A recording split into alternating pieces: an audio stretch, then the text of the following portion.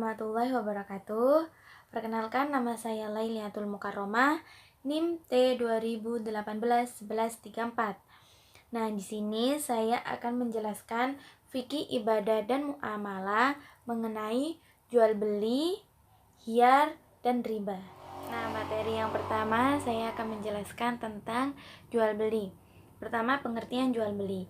Jual beli secara terminologi berasal dari bahasa Arab, yaitu ba'a, yabi'u, bai'an, yang memiliki arti penjualan atau melakukan transaksi tukar menukar.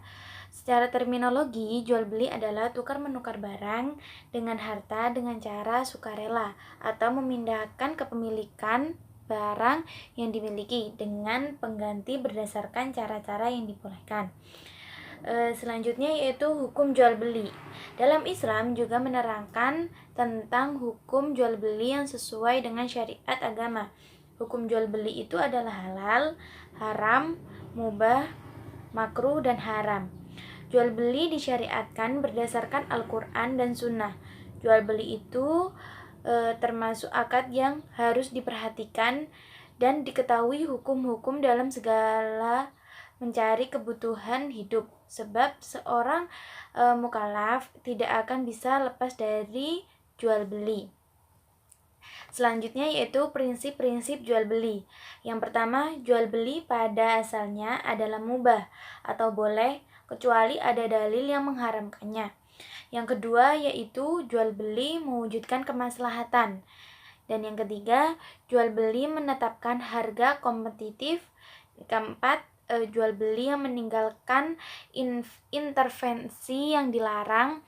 Yang kelima yaitu jual beli yang menghindari eksploitasi. Yang keenam, jual beli yang memberikan kelenturan dan toleransi. Selanjutnya yaitu yang terakhir, jual beli jujur dan amanah. Pastinya. Selanjutnya itu saya akan menjelaskan rukun dari jual beli sendiri. Yang pertama yaitu adanya zigot, akad jual beli atau ijab dan qabul.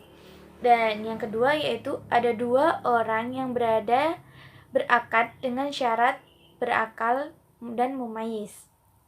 Dan yang ketiga yaitu ada barang yang diakati dengan kandungan syarat yaitu suci, bermanfaat, memiliki milik orang yang berakad, bias, diserahkan, diketahui bentuknya dan dapat dipegang. Seperti itu. Selanjutnya jual beli yang dilarang. Nah, di sini saya akan menjelaskan jual beli yang dilarang. Yang pertama yaitu jual beli sperma hewan, pejantan atau al-haf.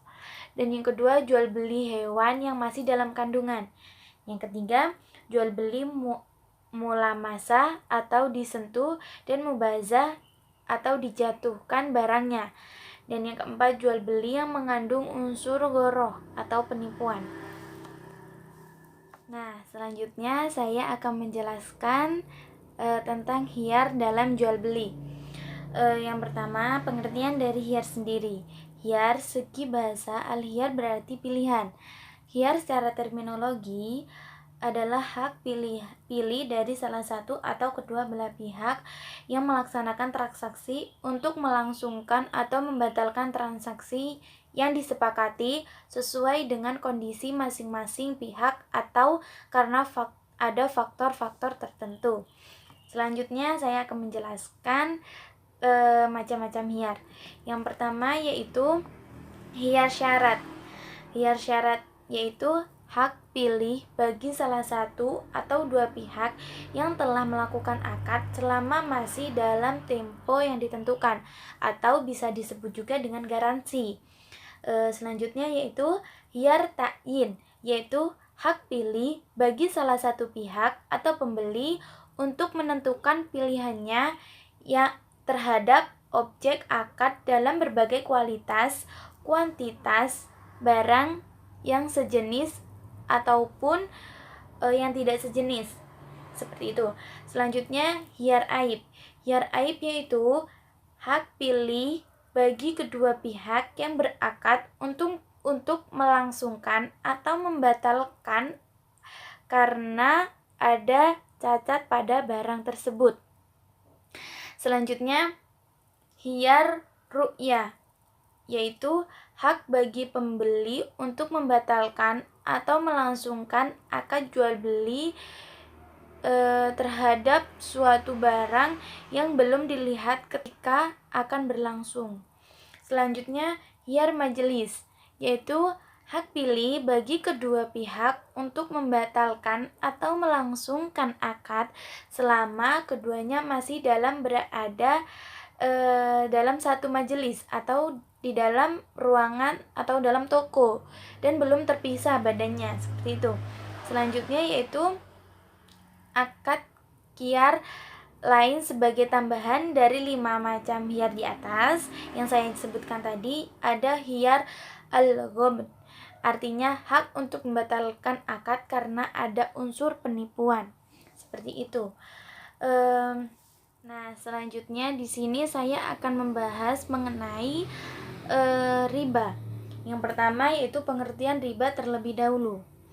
Riba menurut etimologi berarti aziyadatu, yaitu tambahan. Sedangkan menurut terminologi para ulama fikih, menurut ulama Hambali, riba merupakan pertambahan suatu yang dikhususkan. Sedangkan menurut ulama Hanafiyah, riba merupakan tambahan pada harta pengganti dalam pertukaran harta dengan harta. Seperti itu.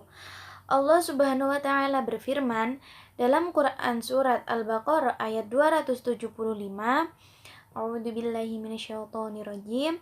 Bismillahirrahmanirrahim. Wa ahallallahu al-bai'a wa harrama riba. Allah telah menghalalkan jual beli dan mengharamkan riba. Di sini saya akan menjelaskan macam-macam riba. Yang pertama yaitu riba fadli. Riba fadli ialah riba yang berlebih salah satu dua pertukaran yang diperjualbelikan, atau bila yang diperjualbelikan sejenis berlebihan timbangannya pada barang-barang yang ditimbang, berlebih takarannya pada barang-barang yang ditakar, dan berlebih ukurannya pada barang-barang yang diukur, seperti itu. Selanjutnya yaitu riba qardi, sama dengan riba fadli, hanya saja riba fadli kaitannya pada kelebihannya, sedangkan riba qardi berkaitan dengan waktu yang diundurkan, seperti itu. Selanjutnya, riba nasi'ah adalah riba yang pembayarannya atau penukarannya berlipat ganda karena waktu yang diundurkan, seperti itu. Selanjutnya yaitu ribayat adalah dua orang yang bertukar barang atau jual beli berpisah sebelum adanya timbangan terima, seperti itu. Selanjutnya itu hal-hal yang menimbulkan riba. Jika seseorang menjual benda yang mungkin mendatangkan riba menurut sejenisnya, seperti seseorang menjual salah satu dari dua macam mata uang, yaitu emas dan perak, dengan sejenisnya, atau bahan makanan seperti beras, gabah dengan gabah, dan lainnya. Di sini dapat kita lihat pesan moral yang ada dalam yang telah saya sampaikan tadi, yaitu jual beli itu hukumnya halal, tergantung kita menggunakannya seperti apa. Jadi, mulai sekarang marilah kita menjadi pedagang yang jujur, menjadi pembeli yang baik agar tidak merugikan salah satu pihak. Karena pekerjaan yang banyak mendapatkan rezeki berupa uang adalah berdagang. Nah, mungkin cukup sekian dari saya, kurang lebihnya mohon maaf. Wassalamualaikum warahmatullahi wabarakatuh.